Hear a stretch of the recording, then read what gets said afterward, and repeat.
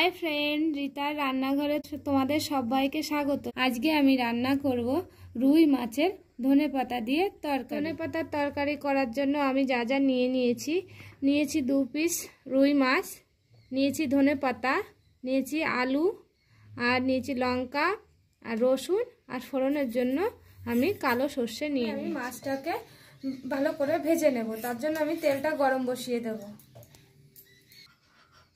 তেলটা গরম হয়ে গেছে, আমি মাছ দুটোকে ভেজে নেব।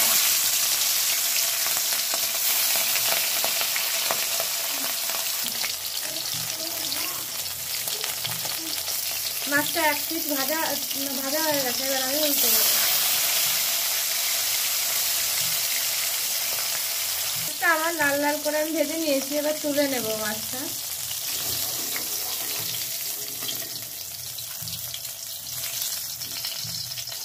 এবার আলুগুলো তেলের মধ্যে ভেজে নেব নুন হলুদ দিয়ে।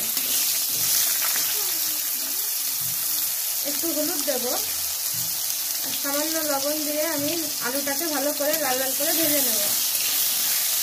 আমার লাল লাল করে ভেজে নিয়েছি, এবার এর মধ্যে আমি জল দিয়ে দেব। এই জলে একটু হলুদ দিয়ে দেব আর লবণ পরিমাণ মতন দিয়ে দেব। জলটা ফুটে উঠেছে, আমি একটু ঢাকা দিয়ে দেবো, তাহলে আলুগুলো তাড়াতাড়ি সিদ্ধ হয়ে যাবে। ঢাকাটা আমি তুলে নেব, দেখবো আলুগুলো সিদ্ধ হয়েছে কিনা। আলুগুলো গলে গেছে, এবার আমি ধনেপাতাটা ছড়িয়ে দেব।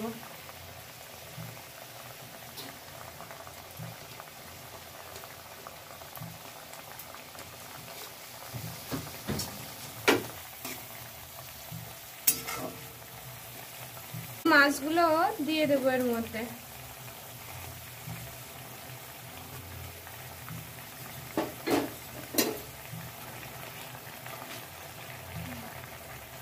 আর 2 মিনিট ঢাকা দিয়ে রাখবো।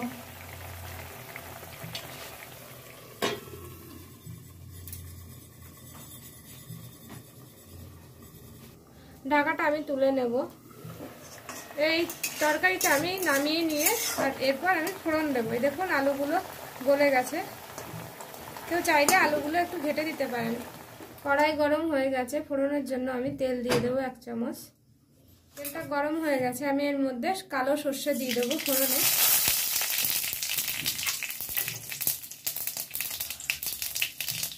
কালো সর্ষেটা ফুটতে ফুটতে আমি রসুনটা থেতো করে রেখেছিলাম, এই রসুনটা দিয়ে দেবো। সাথে দিয়ে দেবো চেরা লঙ্কা। এটাকে ভালো করে নেড়ে নেব।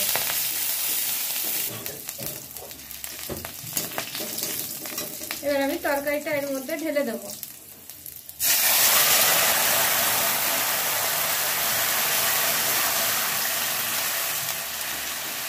আমার এর ভিতরে সামান্য লবণ লাগবে, আমি লবণটাকে দিয়ে দিলাম। এবার 2 মিনিট ঢাকা দিয়ে তরকারিটাকে আমি নামিয়ে নেব।